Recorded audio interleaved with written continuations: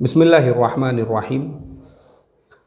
ये ईमेल मोहम्मद मुस्तकीम शेख साहब उड़ीसा से इन्होंने लिखा है, अस्सलामु अलैकुम वरहमतुल्लाह। मुफ्ती साहब, मेरा नाम मोहम्मद मुस्तकीम शेख है, मैं उड़ीसा से हूँ। मेरा सवाल ये है कि मैं आपका वीडियो देखा जिसमें शेयर में 33% से ज़्यादा कर्ज़ हो यानी लोन हो तो शेयर जायज़ नहीं है।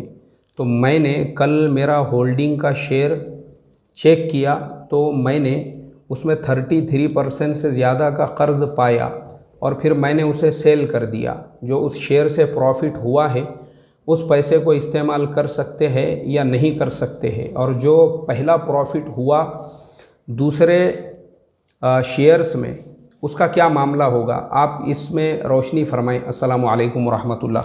मुस्तकीम भाई, ये जवाब तो हज़रत मौलाना खालिद साहब ने, जो मैंने शेयर मार्केट का जो वीडियो बनाया आपने जिसे देखा है ना, आप एक मरतबा और उसको देखो तो ये कंसेप्ट आपको क्लियर होगा कि उसके अंदर जो है ना साफ़ लफ्ज़ों में ये लिखा हुआ है कि जितनी भी आमदनी आपकी, जितनी भी इनकम, मान लो आपने जो शेयर ख़रीदे थे, अब चूँकि आपको मसला नहीं मालूम था लेकिन आपने पहले ही ख़रीदे हुए, फिर आपने उसकी बैलेंस शीट देखे तो पता चला कि उसमें इतने % का कर्ज़ है, लोन है, बैंक से वो कंपनी जुड़ी हुई है।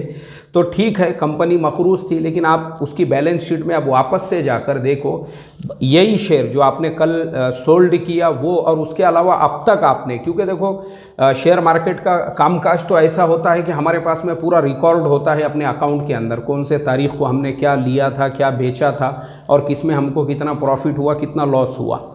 तो हर शेयर का आपको थोड़ी मेहनत करना पड़ेगी, हराम से अगर बचना है तो उसके लिए तो बस परसेंटेज चेक करो कि उस कंपनी के नफ़े का परसेंटेज कितना है। अब अगर आप देखते हो कि एक कंपनी जो है उसके अंदर उसके नफ़े का परसेंटेज, जो मतलब उसको मान लो जो 100 रुपये नफ़ा हुआ है, तो 100 रुपये नफ़े के अंदर अब जो 33% उसने लोन लिया, तो उतना पैसा आप भी अपने नफ़े में से कम कर दो, उतना पैसा अपने नफ़े में से निकाल दो। किसी शेयर के अंदर आपको 100 रुपये फ़ायदा हुआ तो कंपनी का जितना लोन आपको नज़र आ रहा है उसके बैलेंस शीट के अंदर, उतना नफ़ा आप बाजू को निकालो और वो पूरा नफ़ा एक जगह जमा करके बग़ैर सवाब की नीयत से किसी को भी आप दे सकते हैं। किसी भी जो है रिफाही काम के अंदर, खैर के काम के अंदर वो पैसा आप दे सकते हैं। उससे इंशाअल्लाह आपकी हराम से हिफाजत हो जाएंगी।